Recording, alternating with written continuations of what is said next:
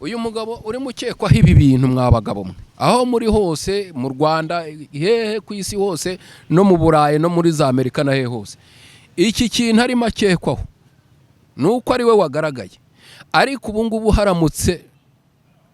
haramutse hagize nk'umuntu udushyiraho radari ikurikira buri muntu wese ibintu akora mwasanga ibyo akekwaho nta n'ibyo yanakoze ugasanga ahubwo abakora byinshi ntibavugwa ariko igihari ukuri kwa nyako buri muntu wese akuzi mu mutima. Yes. Urabona iriho neza cyane. Ntabwo ibyo bintu wabivuga. Niye gutangira. Yes, reka nongere mbasuze kandi mbahereze ikaze kuba Imbere TV. Mbashimire cyane by'umwihariko ko subscribe no utarayikora nkubwire ngo niko kanya ukandeho kandi ntihogere ukanayira notification bell kugira ngo ujye ubana natwe mu biganiro bigiye bitandukanye. Ukibona umugabo hano witwa Fiso mumaze kugera mumenyera kandi uzakondagira mubona uhita umenya ko byanga bikunda hari impamvu itumye ahagera. Rero amatujye kumwakira kugira ngo atubwire idonido mugani w'abashinga ntahe n'abasuzo baherereye hose nzikara abakunzi bacu. Urakoze cyane ab'Imbere TV ngira ngo abanzi cyangwa se abamaze kumenyera nitwa Fisto murabizi ko giyewe nababwiye yuko ibintu byose nzajya nkabavugira nkababwira ntabwo rero nzahwema kubera yuko ni byinshi cyane tuba dukwiriye kuganiraho kandi byubaka igihugu ndetse binubaka societe nyarwanda. Uyu munsi rero ngarutse ku karere ka Nyanza by'umwihariko kugira ngo nibura n'abadukurikiye baze kumenya impamvu y'iki kiganiro. Suhuza n'abantu muri rusange uburyo ki bakomeza kudushyigikira bakomeza kutwitaho n'ubundi bakomeze kutwitaho kubera yuko ibyo dukora ni ibyabo ntago ari ibyacu kugira ngo nabo ubwabo bajye babona amakuru ku gihe. Rero n'abantu navuga ko nasuhuza abaturanyi buri muturanyi wese n'abandi bantu bari Rwota Masimbi bose ndabasuhuje. Kandi rwose ab'Imbere TV muyishyigikire cyane kuko ni yanyu izajya ibaha amakuru ikabamenyesha umunsi ku wundi uko amakuru azajya aboneka tuzajya tuyabaha niyo mpamvu duhari. Ngaruka ku karere ka Nyanza nkuko twahoze tubivuga Inyanza ni ahantu hakomeye cyane kandi kari akarere na akarere ngira ngo k'ibwami ababizi neza bazi yuko hari ku Gicumbi k'ibwami ngira ngo ni akarere gafite amateka maremare kandi gafitemo n'abantu basobanutse gafitemo byinshi byiza. Ngira ngo tugire aho tuvuga tuganire dukome urusyo dukome n'ingasire. Turaza kugaruka ku muyobozi uherutse kweguzwa meya w'akarere ka Nyanza. Uyu mugabo nubwo yegujwe nibyo arakekwaho icyaha cyangwa se ibyaha byinshi byo guta urugo kutubahiriza inshingano zo kurera abana n'ibindi nk'umugabo wese ushobora kuba yarataye urugo. Uyu mugore bakomeje kumushinja bavuga yuko ari ihabara rye abantu baze kureba neza bananabyitondere kandi banabisesengure barebe impamvu uyu mugore kuko niba bivugwa yuko uyu mugore yaba yaramaranye igihe na meya ntago mbona ko uyu mugore ari we waba yamushyize hasi kubera yuko nanjye ndi umugore wa meya cyangwa kubera ko nge ndi umugabo ntago ndi umugore ariko n'urugero nari ntanze ariko ndi umugore wa meya nka meya udashobora kumva yuko yakubahiriza inshingano ntabwo yagakwiriye kumva nanjye sinakwita kubyo akora cyangwa se uburyo ki yagenda agayisha umudamu we basezeranye mu rwego rujyanye n'amategeko y'igihugu cy'u Rwanda. Uyu mumeya nibyo kuba yajya gukurikiranwa akabazwa ibyo bintu ari makekwaho ibyo birimo bivugwa hanze ahangaha kuko kuba babimubaza biri mu nshingano kubera ko niba udashobora kuyobora urugo rwawe ngo werekane neza inzira rufite ndahamya neza yuko n'akarere waba uyoboye ndatekereza ko ntacyo waza kubabwira ntago waza kwigisha umuco wo kujya uca inyuma umugore wawe kutubahiriza inshingano. Ku rundi ruhande ariko turaza no kwinjiramo neza kuri uyu mugore bivugwa ko ari ihabara rye. Simbizi niba ari ihabara rye bakomeje kumushyira hanze gutya, ariko ngewe sinabihamya, nuko bikekwa kuko ntago nigeze mbafata, nta nubwo twavuga ngo yenda ngo ibintu byarabaye. Byakomeje no kugaragara yuko yigeze kujya kwibuka jenoside yakorewe abatutsi mu 1994, aho kugira ngo afate umugore we w'isezerano baba ari we bajyana muri ya myanya iba yateguriwe abayobozi b'icyubahiro. Urumva nka meya, umugore we aba agomba kwicara iruhande. Biravugwa yuko uyu mugore w'inshoreke ari we wicaye mu mwanya wa madamu we basezeranye mu rwego rw'amategeko, ari we wari wicaye aho ngaho. Ariko uyu mugore uvugwa yuko ashobora kuba ari inshoreke, turaza kureba neza yuko cyangwa se n'abandi bantu baze kwitegereza ibitendo byagiye bikorwa, naho uyu mugore yagiye yifotoreza, impamvu yifotoreje mu biro bya meya. Ese nge na umuntu wese aze kureba araza gusanga uyu mugore ku ifoto afite hariho idarapo ry'u Rwanda, yicaye ku ntebe mu biro bya meya, kandi uwo mwanya atari we wari ushinzwe cyangwa se atari nawe wari ugenewe. Bigaragara neza yuko rero ntago ndi bujye kure y'uyu mugore, n'umugore we ashobora no kumuha akazi akamubwira ati mu rwego rwo gukubita meya hasi, akavuga ati ibintu nabonye ari wowe muri kumwe ariko bigenze gutya na gutya, nabyo byashoboka. Niko ngenda ndimo mbitekereza, ariko ntago nahamya neza ko ari byo. Ariko nibaza kujya kubireba nawe koko ntago wakwishimira kugomeza kurera abana wenyine no kugomeza kubaho kandi ufite umuntu mwashakanye mu buryo bwemewe n'amategeko. Ku rundi ruhande tugaruka no ku baturage, aba baturage bacu uburyo ki umugabo yari yizewe agahabwa icyizere akayobora abaturage bakamwumva, none birangiye umucera wumennye. Rero agahishije cya gicumbi yarayoboye kandi bitakagombye kuba ari byo. Ntago navuga ngo yenda kugeza ubu ngubu nubwo agikekwa, yenda hari ibyo akeneye kubazwa n'iperereza rikamukurikirana, ushobora no kuzasanga abaye umwere bitewe n'uko yenda nabyo bishoboka, kuko hari abakozi b'abahanga baba bashinzwe kugenza ibyaha, twe ntitwabimenya. Niyo mpamvu baye bamushyize hariya nyine kugira ngo iperereza ribanze rikorwe, barebe niba ibyaha arimo akekwaho niba koko bimuhama. Nibimuhama rero ngira ngo ubwo amategeko azakora akazi kayo. Ariko icyo nzi cyo neza, banyarwandakazi, bayobozi muyoborera abantu, mukabayobora kugira ngo bakunde igihugu, bakore, batere imbere, bavunikire igihugu cyabo, ntago mukwiriye kuba muba mu muco umeze gutya. Ntago mukwiriye kuba mu muco ugayisha igihugu.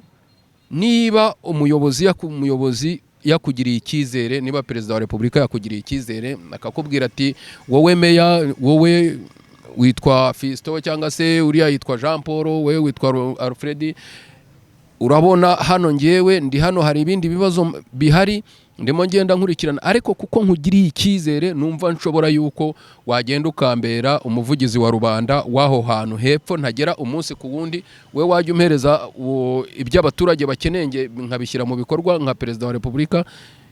Icyizere aba yakugiriye uba ugomba kukirinda. Sinzi ibibazo abayobozi, abameya, abaki bose, aba executive bagenda bagakora amakosa, bakibagirwa umuntu wabahaye akazi cyangwa se wabahaye icyizere kugira ngo bakorere rubanda, barangiza bakajya gukora ibintu bitari ngombwa, bitanakenewe. Yese nibaza umuntu, niba uri meya ufite umugore mwarasezeranye, waramushatse byemewe n'amategeko, ufite umwanya mwiza wiyubashye w'icyubahiro, ariko ubu ngubu turimo tuvugana aramutse iki cyaha arimo akekwaho kiramutse kimuhamya, imbuto yaba bibye mu bana be yaba ari iyihe? Imbuto yaba bibye mu baturage yayoboye yaba ari iyihe? Bivuze ngo rero n'ubundi byaba bisana byabe ni ngo n'ubundi kuba yarayoboye abantu akabayobora mu bintu byiza, akabitangira ari byiza, yarangiza akabisoza agawa. Ibi bintu rwose abayobozi bamwe na bamwe, ntawe navuze ngo natunze urutoki ngo nuriya niki, rwose bibe muri rusange abayobozi bumva yuko ibi bintu bikwiriye. Duhagarare ku muco wacu, duhagarare ku gicumbi cyacu, tuvuga ngo turashatse, duhawe icyubahiro, tugiye kugikoresha twubaha imiryango yacu, twubaha n'igihugu cyacu. Nta mpamvu rero yo gushyira bombori mu muryango, nta n'impamvu yo kugira ngo abayobozi cyangwa se na za ribu zishinzwe kugenza ibyaha zijye zirirwa mu ntambara z'abantu mwakoze amakosa, kandi ibyo bintu bidakwiriye. Wagiriwe icyizere cyo kugira ngo ukwiriye korohereza ribu kugira ngo ribu ye kugikwirukankaho, kandi baragushyize mu nshingano. Ugomba gukora inshingano zawe neza, ugatanga umusaruro kugira ngo n'abandi bakwigireho. Nka meya ubu ngubu niba w'akarere ka Nyanza, niba ibyo bintu koko byarabaye, ubu abantu baraza kumwigiraho iki? Bivuze ngo ibyo yaba yarakoze byose ubu ngubu icyizere yaba yarahaye abantu ubu ngubu koko agipfushije ubusa, cyangwa se abantu bamutereye icyizere? Ubu ngubu barangije kumutera icyizere kubera ko ari inyuma y'amaferabeto, ari mu maboko ataraye. Kuko amaboko ataraye n'ubundi niyo mpamvu usanga akurikiranwa n'inkiko, ribu n'ibindi. Rero ngewe numva twafatanya nk'abanyarwanda tukubaka igihugu cyacu, tukagikorera. Abaturage bari hasi hariya, nyakubahwa perezida wa repubulika yatugirira icyizere cyo kujya kuyobora hariya hepfo, atabasha kugera umunsi ku wundi.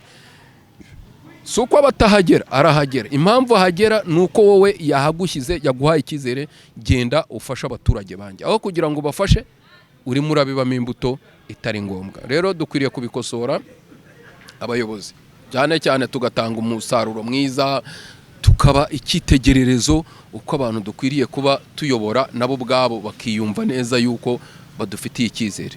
Rero niba icyizere udashaka kugitanga mu rugo iwawe, niba udashaka kugitanga muri sosiyete nyarwanda, abo uyobora bo bazakugirira ikihe cyizere? Biragayitse. Tugerageze kugira ngo twikubite agashyi, kandi ibi bintu ntitukajya tubibamo buri munsi, cyangwa se ngo tugayishe abatugiriye icyizere cyo kugira ngo tujye muri ako kazi. Rero iyo urebye neza, cyangwa se abantu bashaka, jyewe ngaruka kuri iki kintu cyo kuvuga ngo gushaka, yaba umusore, yaba umugabo, yaba n'umukobwa, n'umuntu wese ukeneye gushaka. Niba ushaka gushaka umugabo, niba ushaka gushaka umugore, wabanje ugafata umwanya ukabanza ukiga, ukabanza ukagisha inama, ukumva uko abandi bantu bagomba kwihanganira izo ngo bagiye kujyamo. Apana kujya ujya mu rugo nk'umuntu ugiye kujya gutembera mu isoko utazi ibintu bikujyanye, ari ukugenda gusa ugiye kwirebera ibyo muzaba mufite, cyangwa ibyo usanganye umuntu ejo mukirirwa mushwana, aho kugira ngo wubake umuryango urirwa ushwana n'umugore cyangwa urirwa ushwana n'umugabo. Nta kintu kiri de speciale ushobora kuzana kiruta umugore wawe washatse, wemeye, wasabye, ukamukwa, leta ikandika yuko uwo mugore ari uwawe byemewe n'amategeko. Nta kintu uri buvanemo hariya, usibye guta ubwenge, usibye guta inshingano, usibye kwigayisha, usibye kugira umurage mubi ku bana bawe, usibye gutanga umuco mubi ku bantu uyoboye. Ibyo bintu rwose umugore wawe ushatse uko yaba kose, ibyo washaka kwaba byose, ni waba ukunda mini, umugore wawe numubwira ngo ambara mini, azayambara, kuko niba ubikunda azabikora, kuko yagushatse kandi uri umugabo. Numubwira uti ngewe ndashaka ko dusohoka, rwose azabikora. Ariko tugerageze kugira ngo nibura twe gutuma ejo hazaza hacu tugenda tuhangiza dushingiye ku cyizere tuba twahawe, kugira ngo duteze imbere igihugu. Alfred, urakoze, ngira ngo ubivuze neza, ariko ngira ngo tuze kugaruka ku ngingo zigiye zitandukanye kugira ku byagiye bivugwa. Mu by'ukuri ntabwo uriya mugabo icyaha kiramuhama, icyo ni icya mbere. Birakekwa, ariko se noneho uko biri bogera bivugwa ku mbuga nkoranyambaga, ngira ngo byahindutse nk'urwenya. Ni umugabo w'umunyarwanda ufite umuryango, yaba umuryango we bwite, umugore n'abana, nibaza ko abafite, haba uwakomokaho, haba ku mpande zose. Ese birakwiye ko bikomeza kuba nk'urwenya, bikomeza kuba nk'inkinamico, akaba ahari hose nyine ari we nkuru? Ntabwo icyo navuga, natwe tugerageze kugira ngo dusigasire uyu muco. Ntabwo bikwiriye kuba umuntu w'umugabo ni umugabo nibyo, niba arimo akekwaho ayo makosa ni umugabo, ibyo ari byo byose afite abana 4. Nkeka ko n'uyu mugore wakomeje kugaragara bavuga ko ari ihabarayo rye nawe bivugwa ko afite abana 3. Niko imbuga nkoranyambaga zirimo kugenda nyinshi zibigaragaza n'ibindi bitangazamakuru. Ariko noneho tujye dufashe umwanya tugatekereza nk'umunyarwanda wacu, nk'umunyarwanda pire, nk'umunyarwanda wayoboye abanyarwanda, nibaza neza yuko twagerageza kugira ngo twaba tubihagarikiye ahangaha kugira ngo abantu bose be kugomeza kumva ko ari igikuba cyacitse, ibintu byarindimutse, abantu babihagarike, bashaka ibindi bintu by'ubujyanama, uburyo bakora ikintu gifite umumaro, aho kugira ngo dukomeze twavuga ko twaba turimo tubagara, n'abatarabimenya nabo bakaza kubimenya bishingiye kuri izi mbuga nkoranyambaga. Rero twaba twihanganye natwe ubwacu tugashyiramo ubumuntu, tugashyiramo ijisho ry'abantu bakuru kugira ngo turinde aba bana bacu, cyangwa se erega iki kintu kiraza kugira ingaruka ku muryango we nikiba cyabaye cyanyacyo. Kuko sinibaza ubu ngubu abana niba barimo babisoma mu bitangazamakuru muri izi mbuga nkoranyambaga, sinibaza ukuntu ubu ngubu bameze mu mitima yabo. Barimo baravuga bati ese papa koko niba ari makekwaho kuko yari yaradutaye, nibo bazi ukuri, nge ntago mbizi, ariko niba birimo bikekwa ko yari yarabataye, utekereza ko niba hanasohotse izi nkuru zirimo zigenda zicicikana ku mihanda, utekereza ko aba bana bameze bate? Utekereza ko yenda niba uyu mugore we nawe nubwo yenda bivugwa ko bari baratandukanye, utekereza ko ubu ngubu we ameze ate? Aravuga ati nibyo koko niba twaratandukanye koko nkuko birimo bivugwa uyu munsi wa none tukaba tutare tukibana, ariko buriya abagore ni abantu bagira impuhwe. Buriya impamvu abagore bagira impuhwe, areba abana mwabyaranye akabafata muri ya shusho ya cya gihe mwari mubanye neza. Rero ni ukuvuga ngo niyo ikosa ryaba ryarabaye cyangwa se rikekwaho ko ryaba ari ryo, cyane nibwira ko buriya ntibinagutangaze, buriya abantu bajye bihanganira ibintu bavuga, kuko ushobora kujya hariya ukabivuga mu itangazamakuru ugaserera ukagira gute, ejo ugasanga umugabo ariwe. None se ubutekereza ko niba ari inyuma y'amafera beto, utekereza ko ntarya se? Neza utekereza ko umugore we basezeranye, utekereza ko atamugaburira cyangwa se atamugemurira? Utekereza se ko abana bo batamugeraho? Rero tujye twitonda n'ibintu tuvuga, tubyitondemo, kubera yuko ejo mutazakotora mugasanga uyu muntu asubiranye n'umugore we, kandi yenda n'ibyaha yakekwagaho ugasanga yenda rimwe na rimwe ntibinamuhamye, ugasanga yenda byari ibintu byari biraho kugira ngo yenda abantu bamushyire hasi. Burya umuntu ashobora no kugutega umutego akagushyira hasi akagugusha mu cyaha, ugasanga ibyo bintu bikugizeho ingaruka. Ariko rwose twihangane, tugira abantu inama. Jewe icyo nabwira uyu muryango, ntabwo kumva ko simbishyigikiye, nta nubwo nabyubakiraho, kuko sinanavuga ngo nibyo, sinanahakana ko atari byo. Ni ukuvuga ngo rero niba ntashobora guhakana ko atari byo, sinanemeze ko atari byo, bivuze ngo rero uyu muryango ushyiremo ubushishozi, birengagize niba amakosa yarabaye, niba hari igihe bigeze bakundana, niba hari igihe harajemo agatotsi, bakwiriye kwicara ahubwo iki kibazo cyajemo kigasabirwa imbabazi, cyangwa se bakanakiganiraho, umuryango ugasubirana ukagenda neza. Ndakeka neza yuko kubaka urugo cyangwa se kubaka umuryango ntago ari ugutana n'abantu, ahubwo ni ukurebaho ikibazo kiri, abantu bakicara bakakiganiraho, bakavuga bati hano warakosheje, ariko nanjye warankoshereje. Ni ukuvuga ngo niyo yaba ashyizwe hanze arekuwe, ashobora kwicarana n'umuryango we akavuga ati madamu wanjye, bana banjye, umuryango wanjye, narakosheje, njyewe imbere yanyu narabakoshereje, mumbabarire.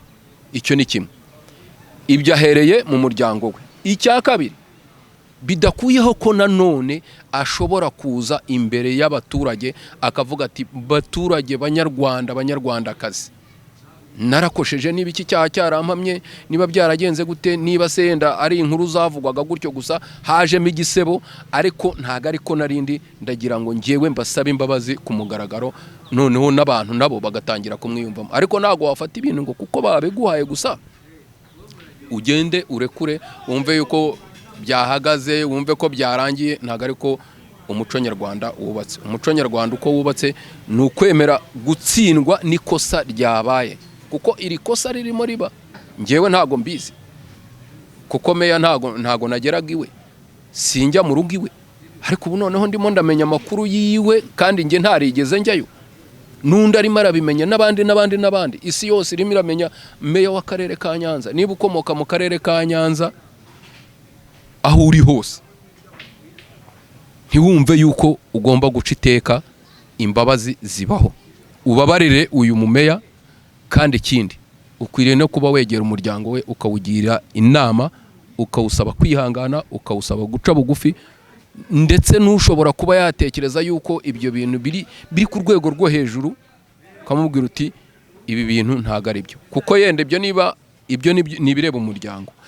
Naho ibijyanye n'ubuyobozi yabagamo, hari abandi bantu bashinzwe kumukurikirana, bakamenya niba ibyo bintu yarabikoze. Ibyo ni iby'ubuyobozi, ariko twe turavuga ku baturage bo hasi, ku muryango wo hasi, ku muryango wiwe no ku muryango nyarwanda.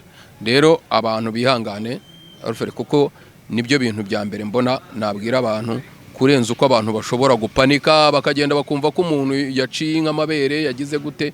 Ntago mushyigikiye, kuko sinamuhamije icyaha, simbizi, ntago nzi niba yaragikoze kuko sinabihamye, ariko bivugwa yuko niba akekwaho arakekwaho, ntago ari ukuvuga ngo ibyo bintu yabikoze. Abandi bantu numva n'abaturanyi b'akarere ka Nyanza nabo bakwiriye kuba baba hafi, abo bantu nabo bakabafata mu mugongo, bakagira gute, bakabihanganisha.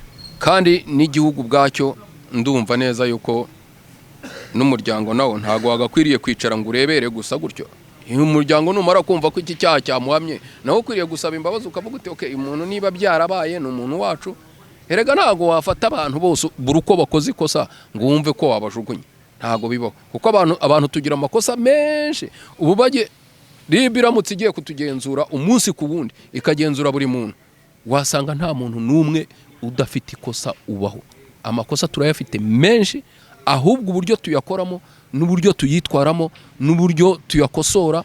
Ngira ngo nk'uko rumaze kubivuga, reka twibutse abantu ko burya Ikinyarwanda kivuga neza, umugabo gwendarenza aho twatsi, kumugira igitaramo ntago ari umuti w'ibibazo, kubera ko ushobora kwisanga bateje byinshi kurushaho, by'umwihariko ku muryango. Kandi uretse kwijijisha, buri wese mu mutima wose ukuri.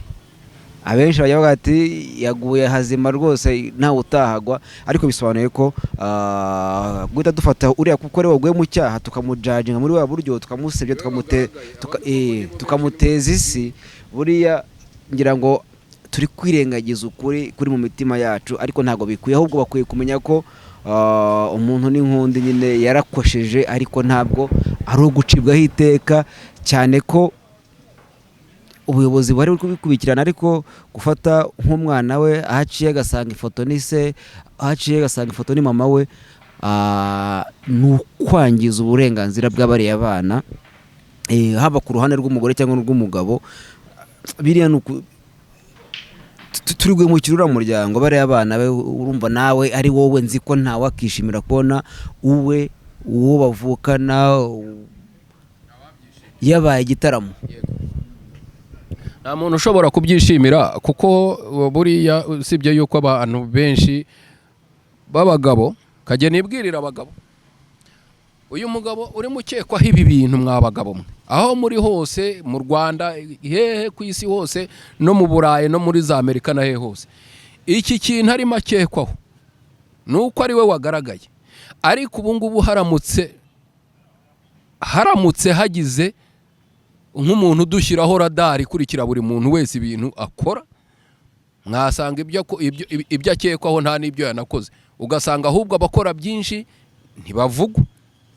Ariko igihari ukuri kwa nyako, buri muntu wese akuzi mu mutima, rero mureke twe kugomeza kumutera amabuye ngo byagenze gutya tubivuga uko ibintu bitari kandi hari abantu mureke turindire abashinzwe kuzabigenza bazabigenza nibamara kubigenza ikizavamo bakiduhe koko tuvuge tuti wa muntu koko ibyo yakoze ibyaha biramuhama ariko ubu ngubu mu bigaragara ni ugukekwa kuko ntago ari icyaha twumva ko twahamya ngo cyahise kiba kandi atari cyo abagabo mwebwe rwose nge mbabwiza ukuri iki kintu benshi cyane ubu batugaragaje bakagaragaza ibyo dukora bakadushyira hanze wasanga abantu ribikurikiye ari benshi ariko kubera ko nyine tubikora tukihisha tukagira gute nuko nyine bavuga ngo igurukanye umutanyu niyo yamaze naho ubundi inyoni zo ni nyinshi ariko nyine buriya iriya niyo yavuzwe yuko ariyo yafatiwe mu murima ariko nyine nta kundi mureke twihangane rero tumuhe icyubahiro nk'umugabo tureke ibyo bintu by'amagambo byo gukekaho ngo tuvuge ibyo twishakiye tumukeke uko ibintu bitari kandi dufite abantu bashinzwe kugenza ibyaha ribi irahari rwose icyo cyaha izagikurikirana nisanga ari cyo izakimuhanira nisanga atari cyo izamureka rero tugerageze kugira ngo tumwubahe tunanamwubahire ko nibura igihe yamaze hari ibyo yateje imbere akarere tumwubahire neza yuko abana yababyaye nk'umugabo icyaha yaguyemo nawe cyakubaho mwihangane rero kugira ngo buri muntu wese agerageze kugira ngo ye kugomeza kwandika ibyo bintu abishyira hariya avuga uyu nguyu nawe ejo bakuvuga nanjye bamvuga n'uriya bamuvuga n'undi bamuvuga murakoze cyane.